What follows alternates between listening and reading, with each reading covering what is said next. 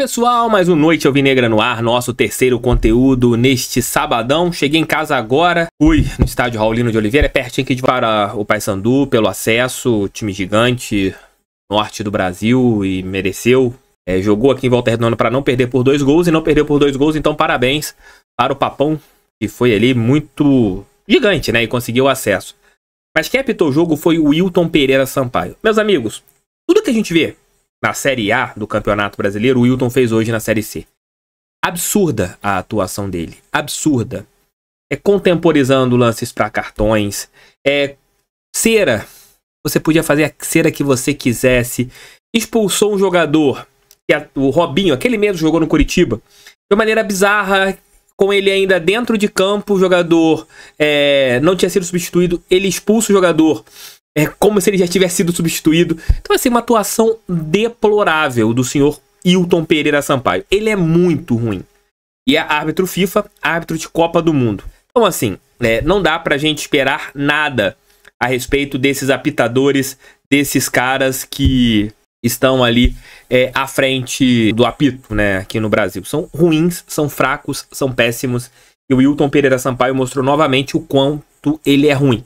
Foi para apitar um jogo decisivo de Série C, como um rei, e fez uma atuação deplorável, péssimo, horrível, horrível. Não roubou o Voltaço, não foi um jogador que roubou, um árbitro, perdão, que roubou o Paysandu, não, ele não roubou ninguém. Mas a atuação dele foi péssima. Foi uma atuação que segurou o jogo, não marcava faltas, marcava faltinhas, não coibia com cartões, assim... Péssima a arbitragem. Não sei se todo mundo viu esse jogo, se algumas pessoas viram, se outras pessoas não viram. Mas assim, foi patético o que o nosso querido Wilton Pereira Sampaio fez. E a Brafute deve estar rindo, né? Porque deve aplaudir ainda a atuação desse profissional. Galera, vamos lá falar sobre alguns assuntos do Botafogo. A comissão técnica divulgou a lista dos relacionados para a partida de amanhã contra o Fluminense. Foram os seguintes jogadores relacionados: os goleiros, Perry, Gatito e Hugo Gabriel. Os laterais, de Plácido, Ponte, JP Galvão, Marçal e Hugo. Os zagueiros, Adrielson, Cuesta, Sampaio e Bastos. Os meio-campistas, Botafogo relacionou Marlon Freitas, Tietê, Gabriel Pires, Danilo Barbosa e Eduardo. Jogadores para meia e ponta, Vitor Sá, Luiz Henrique, Júnior Santos, Segovinha, Carlos Alberto, Tiquinho Soares e Janderson. Estes foram os relacionados. Você tem a volta do Marçal na lista, né, de jogadores que estão à disposição do técnico Lúcio Flávio. E o Diego Costa, que sofreu o terceiro cartão amarelo, né, que levou o terceiro cartão amarelo, ele está fora desta peleja. Então o Botafogo relacionou aqueles jogadores que são meio que os de sempre, né? Para a partida de amanhã contra o Fluminense, o Botafogo tem tudo para vencer a equipe das Laranjeiras, é um clássico, um jogo difícil. Vendo essa relação, eu acredito que o Botafogo deva jogar com aquele time que todo mundo já conhece, com Perry, Adrielson e Cuesta na zaga, nas laterais de Plácido e Marçal, meio campo, nas duas beiradas. A dúvida de quem vai jogar pelo lado direito será o Júnior Santos ou o Vitor Sá. No lado esquerdo, Vitor Sá ou Luiz Henrique, né? Vitor Sá sendo titular com o Júnior Santos. Eduardo, meia central. À frente, Tiquinho, 2 volantes, Marlon e Tietê. Não teremos uma invenção amanhã na escalação. Esse jogo será difícil contra a equipe do Fluminense, um time que vem com sangue nos olhos, querendo mais uma vitória no Campeonato Brasileiro. E é claro, né, como é um rival, eles vão tentar de qualquer maneira impedir que o Botafogo tenha um avanço no Campeonato Brasileiro, que o Botafogo consiga algo em relação ao torneio. Então é meio que questão de rivalidade também, a equipe das Laranjeiras. A lista dos relacionados do Fluminense ainda não saiu, né? Você não teve essa lista dos relacionados sendo colocada, né, do tricolor das Laranjeiras. Mas é um jogo difícil no estádio Newton Santos, é um jogo difícil no estádio do Maracanã.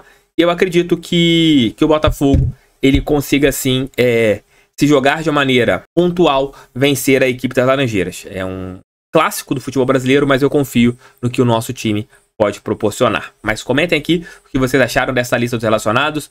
Faz com aquilo que vocês gostam, que vocês pensam em relação ao nosso Botafogo. Galera, surgiu uma informação na Rádio Itatiaia, que vocês já estão me perguntando nas redes sociais, a respeito do Marcos Rocha, né? Que segundo essa rádio, ele avançou para um acerto com o Botafogo. E pelo que eu pude apurar, o Botafogo não confirmou essa informação, até mesmo pelo que eu pude conversar com algumas fontes ligadas ao clube.